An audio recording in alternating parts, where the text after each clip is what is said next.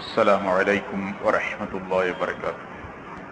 الحمد لله نحمده ونستعينه ونستغفره ونؤمن به ونتوكل عليه ونعوذ بالله من شرور أنفسنا ومن سيئات أعمالنا من يهده الله فلا مضل له ومن يضلله فلا هادي له ونشهد أن لا إله إلا الله وحده لا شريك له ونشهد أن سيدنا ونبينا مولانا محمدا عبده ورسوله أرسله الله بالحق بشيرا ونذيرا. أما بعد فقد قال الله تعالى في كلامه القديم: أعوذ بالله من الشيطان الرجيم. بسم الله الرحمن الرحيم. الحمد لله رب العالمين الرحمن الرحيم مالك يوم الدين إياك نعبد وإياك نستعين اهدنا الصراط المستقيم صراط الذين أنعمت عليهم غير المغضوب عليهم ولا الضالين آمين. صدق الله.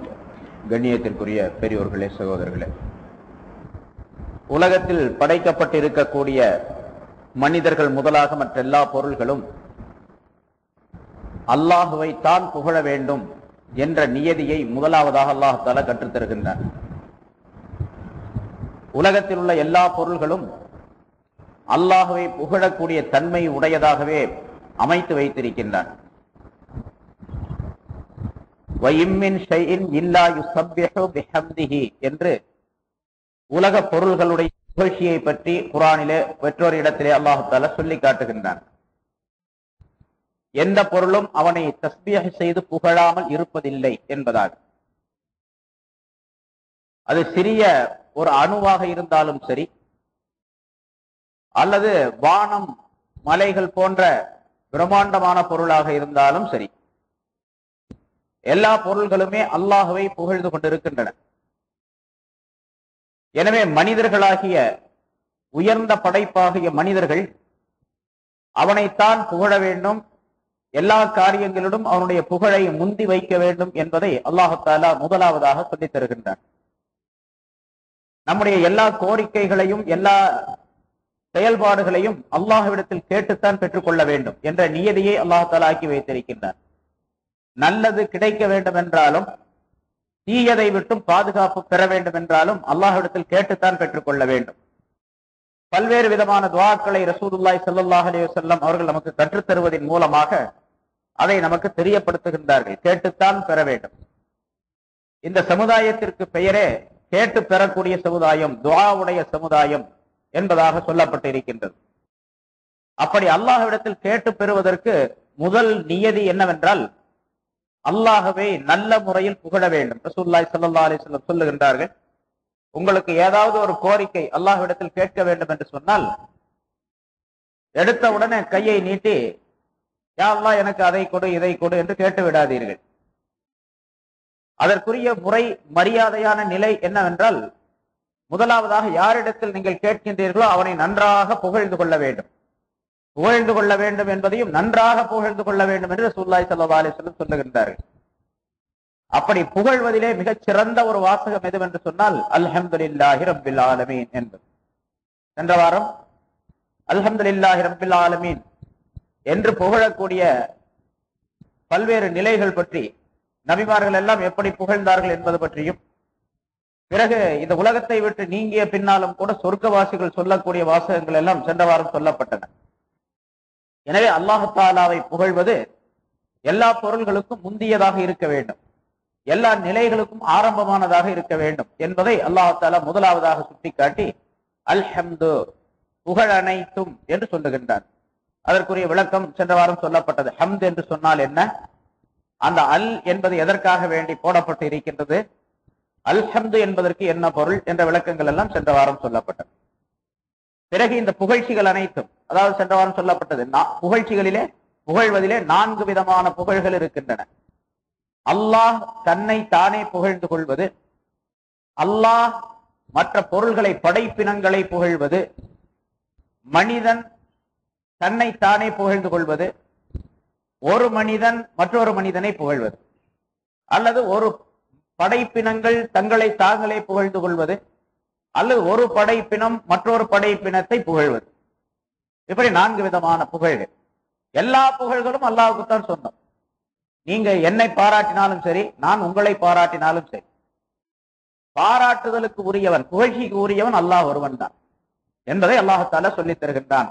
அல்ஹம்துலில்லாஹ், எல்லா புகழ்களும் லில்லாஹ், அல்லாஹுக்கே சொந்தம், அல்லாஹுக்கே உரிமையானவை என்பதாக குறிப்பிடுகின்றான். லில்லாஹ் என்று சொன்னால், அல்லாஹ் என்று சொன்னால் அல்லாஹுவை குறிக்கும். அது எழுவாயாக, சப்ஜெக்டாக உபயோகிக்கப்படும்.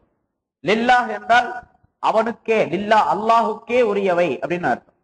அல்லாஹுக்கே, அந்த லாம் என்பதை போட்டுவிட்டால் அவனுக்கு சொந்தமானது. அந்த லாம் என்பதற்கு, லீ என்பதற்கு பலவிதமான பொருள்கள் இருக்கின்றன. இந்த இடத்துல அல்லாமு லில் இஸ்திஹகாக் என்பதாக சொல்லப்படும். அந்த லில்லாஹ் என்பதிலே உள்ள லாம் இருக்கின்றதே, அது உரிமைப்படுத்துதல். அல்லாஹு தாலாவுக்கு புகழ் அனைத்தும் அல்லாஹுக்கே உரிமை என்பதாக அவனுக்கு உரிமைப்படுத்துதல். லில்லாஹி மாஃபிஸ் ஸமாவாதி வ மாஃபில் அர்த். குர்ஆன் ஓதுறவங்களுக்கு தெரியும், பல இடங்கள்ல குர்ஆன்ல லில்லாஹி மாஃபிஸ் ஸமாவாதி அப்படின்னு வரும். வல்லர், அல்லாஹுக்கே சொந்தமானவை, வானங்களில் இருப்பவையும் பூமியில் இருப்பவையும். வானங்களில் இருக்கக்கூடிய பொருள்களும் பூமியில் இருக்கக்கூடிய பொருள்களும் அல்லாஹுக்கே சொந்தமானவை. அங்கே மில்கியத், அந்த லாமுக்கு, அந்த லில்லாஹி மாஃபிஸ் ஸமாவாதி என்பதிலே வரக்கூடிய லாம் இருக்கின்றதே, லில்லாஹில உள்ள லாம், அது மில்கியத்தை காட்டக்கூடியது, அதாவது உரிமையை காட்டக்கூடியது, சொந்தத்தை காட்டக்கூடியது.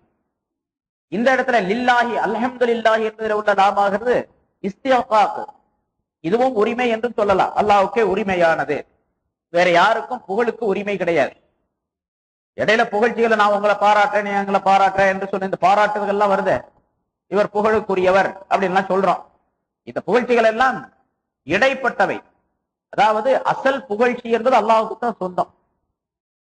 பிறகு இடையில வரக்கூடியது தற்காலிகமாக சொல்லிக் கொள்ளக்கூடிய விஷயம், தற்காலிகமாக சொல்லிக் கொள்ளக்கூடிய விஷயம். அதே போன்று எல்லா பொருள்களும் அல்லாஹு தாலாவுக்கு தான் சொந்தம். வானத்துல பூமியில் இருக்கக்கூடிய எல்லா பொருள்களும் அல்லாஹ்வுக்கு சொந்தம். எல்லா பொருள்களும் அப்படின்னு சொல்லும் போது நாமும் அதுல கட்டுப்பட்டவங்க தான். பூமியில இருக்கக்கூடிய பொருள்களை நாமும் கட்டுப்பட்டவர். எல்லா மனிதர்களும் அல்லாஹு தாலாவுக்கு தான் சொந்தம். மனிதர்கள் மட்டுமல்ல, ஒவ்வொரு மனிதனிலும் இருக்கக்கூடிய எல்லா உறுப்புகளும் அல்லாஹ்வுக்கு தான் சொந்தம். யாருக்கும் அது சொந்தம் கிடையாது. இப்ப நான் சொல்றேன், என்னுடைய கண், என்னுடைய காது, என்னுடைய மூக்கு அப்படின்னு சொல்றோம். என்னுடைய பொருள், என்னுடைய வீடு, என்னுடைய வாசல் அப்படின்லாம் சொல்றோம். என்னுடைய நிலம், என்னுடைய கடை அப்படின்னு சொல்றோம். இதெல்லாம் தற்காலிகமாக சொல்லிக் கொள்ளக்கூடிய ஒரு விஷயம். ஆனா அசல்ல யாருக்கு அது சொந்தம்? அல்லாஹ்வுக்கு தான் சொந்தம். அந்த லில்லாஹி மாஃபிஸ் ஸமாவாதி என்பது வாஃபிஸ் ஸமாவாதி வ மாஃபில் அர்த் அப்படிங்கிற வாசகத்தில் அல்லாஹ் தஆலா அதை சொல்லி காட்டுகின்றார். அதே போன்று புகழ் அனைத்தும் அல்லாஹ்வுக்கு தான் சொந்தம், வேற யாருக்கும் கிடையாது. அல்லாஹ்வுக்கு தான் சொந்தம்னா வேற யாருக்கும் கிடையாது. அசல் உரிமை அல்லாஹ் தஆலாவுக்கு தான், வேற யாருக்கும் கிடையாது என்பதை அல்லாஹ் தெரியப்படுத்துகின்றார். சரி, அந்த அல்லாஹ் எப்படிப்பட்டவன்? ரப்பில் ஆலமீன், ஆலத்தார்களை, பிரபஞ்சத்தில் உள்ளவர்களை படைத்து ரட்சித்து பரிபாலித்து வரும்படியான, காப்பாற்றி வரும்படியான, வளர்த்து வரும்படியான அல்லாஹ்வுக்கே சொந்தம். இப்ப அவனுக்கு அல்லாஹ் தஆலா யார் என்பதை தெரியப்படுத்துகின்றான். அந்த அல்லாஹ் யாரு, ஏன் அவனுக்கே புகழை கொடுக்க வேண்டும், அவனுக்கே புகழை சாற்ற வேண்டும் அப்படின்னு சொன்னா, அவன் ரப்பாக இருக்கின்றான். எப்படிப்பட்ட ரப்பு அப்படின்னு சொன்னா, ஆலமீன்களுக்கெல்லாம் ரப்பு. ஆலமீன் எல்லா உலகத்தினும், உலகம் என்று எத்தனை இருக்கின்றனவோ அத்தனை உலகத்தார்களுக்கும், உலகத்தார்களையும் படைத்து பரிபாலித்து ரட்சித்து காப்பாற்றி வளர்த்து வரக்கூடியவனான அல்லாஹ்வுக்கே சொந்தம். ரப்பு என்பதற்கு பல விளக்கங்கள் இருக்கின்றன. ரப்பு என்று சொன்னால் வளர்த்து வரக்கூடியவன், அல்லது பரிபாலித்து வரக்கூடியவன், ரட்சித்து காப்பாற்றக்கூடியவன் அப்படிங்கிறதெல்லாம் சொல்லலாம். அதுக்கு ஒரு அர்த்தம், தர்பியத்துடைய அர்த்தம் சொல்லப்பட்டிருக்குது.